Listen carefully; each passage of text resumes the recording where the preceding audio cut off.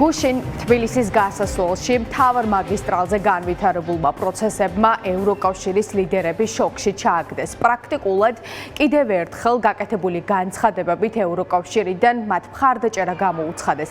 ქართველ ხალხს გამიჯნეს ერთმანეთისგან საქართველოს მოქალაქეები და საქართველოს მთავრობა და თქვეს, რომ ის რაც ხდებოდა მთავარ მაგისტრალზე, ეს არის მიუღებელი და საქართველო არ პასუხობს ევროკავშირის კანდიდატის სტატუსის მქონე ქვეყნის მოთხოვნებს. კაია კალასმა ევროკავშირის უმაღლესმა წარმომადგენელმა გაფართოების და უსაფრთხოების საკითხებში გააკეთა განცხადება და ის პირდაპირ ამბობს, რომ ევროკავშირი დგას ქართველი ხალხის გვერდით და ის, რომ ქართული ოცნების პოლიცია იყენებს ძალადობრივ მეთოდებს ჟურნალისტების, ოპოზიციის ლიდერებისა და მშვიდობიანი დემონსტრანტების წინააღმდეგ არის კატეგორიულად მიუღებელი. კალასის შემდეგ უკვე განვითარებულ პროცესებს გამოეხმაურა ლიეტუვის საგარეო საქმეთა მინისტრის კესტიტოს ბუდრისი პირდაპირ ამბობს, რომ ასე თქვა ძალადობა დემონსტრანტების წინააღმდეგ მიუღებელია და რომ ლიეტუვა დგას ქართველი ხალხის გვერდით. ამ განცხადებებით, რომელსაც ევროკავშირის ლიდერები განსაკუთრებით ბოლო თვეების განმავლობაში აკეთებენ,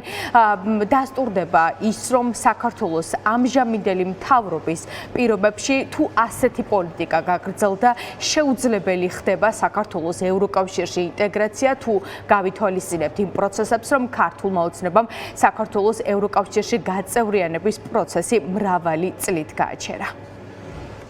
დღეს თბილისში მშვიდობიანი მომიტინგეების, ჟურნალისტების და პოლიტიკოსების სასტიკი დარბევა მიუღებელია. საქართველო კანდიდატი ქვეყნის არანაირ მოლოდინს არ ამართლებს. ევროკავშირი ქართველი ხალხის გვერდით დგას, მათ ბრძოლაში თავისუფლებისა და დემოკრატიისთვის. ვგმობ ძალადობრივ რეპრესიებს მშვიდობიან დემონსტრანტებზე, ჟურნალისტებსა და პოლიტიკოსებზე საქართველოში. ლიეტუვა დგას ქართველი ხალხის გვერდით, დემოკრატიასა და ევროპული მომავლისთვის ბრძოლაში. დრო ევროკავშირმა სანქციები დაუწესოს ბიძინა ივანიშვილს და მის უახლოეს მეგობრებს, რადგან ივანიშვილმა არჩევნები გააყალბა და ახლა სასტიკად არბევს საკუთარ მოქალაქეებს. ამ მოწოდებით მიმართა გავლენიანმა კონგრესმენმა ჯო ვილსონმა, დონალდ ტრამპის გუნდის გავლენიანმა წევრმა ევროკავშირის ლიდერებს და პირდაპირ მოუწოდა იმ ორ სახელმწიფოს, რომელიც ბლოკავს ტარგეტირებული სანქციების დაწესებას ბიძინა ივანიშვილის წინააღმდეგ, ეს არის უნგრეთი და სლოვაკეთი. ჯო ვილსონი პირდაპირ ამბობს, რომ უნდა შეწყვიტოს ამ ორმა ქვეყანამ, ნატოს წევრმა სახელმწიფოებმა და ევროკავშირის წევრმა ქვეყნებმა უნდა შეწყვიტონ სანქციების დაბლოკვა და ბიძინა ივანიშვილს და მის უახლოეს გარემოცას სანქციები უნდა დაუწესოს. ჯო ვილსონმა კიდევ ერთი განცხადება გაავრცელა გუშინ, ასე თქვა, თბილისის გასასვლელთან განვითარებული პროცესების პარალელურად, სადაც ამერიკელი კონგრესმენი ამბობს, რომ წარმოუდგენელია ის, რაც თბილისის ქუჩებში ხდება და ის ძალა, რასაც ივანიშვილი იყენებს მშვიდობიანი დემონსტრანტების წინააღმდეგ. ამ პროცესების პარალელურად კიდევ ერთი ძალიან მწვავე განცხადება გაავრცელა მაიკ კარპენტერმა, რომელიც პრეზიდენტ ბაიდენის დროს იყო უსაფრთხოების მიმართულების მთავარი მრჩეველი პრეზიდენტი ბაიდენისა და ის პირდაპირ უწოდებს, ავაზაკებს რეჟიმის წარმომადგენლებს, რომლებიც ძალადობას იყენებენ მშვიდობიანი დემონსტრანტების წინააღმდეგ და მაიკ კარპენტერი პირდაპირ ამბობს, რომ ამ მთავრობის პირობებში საქართველო ვერასდროს გახდება ვერც ნატოს და ვერც ევროკავშირის წევრი სახელმწიფო. დროა ევროკავშირმა სანქციები დაუწესოს არალეგიტიმურ ივანიშვილს და მის ახლო მეგობრებს, რომლებმაც გააყალბეს ოქტომბრის არჩევნები და ახლა სასტიკად არბევენ ქართულ ხალხს.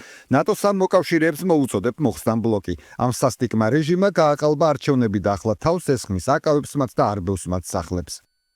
ამაზრზენია ის, რაც ხდება საქართველოს ქუჩებში. რეჟიმის ავაზაკებით ძალადობრივად სცემენ დემონსტრანტებს. საქართველო ამ მთავრობით ვერასდროს შევა ნატოსა და ევროკავშირში.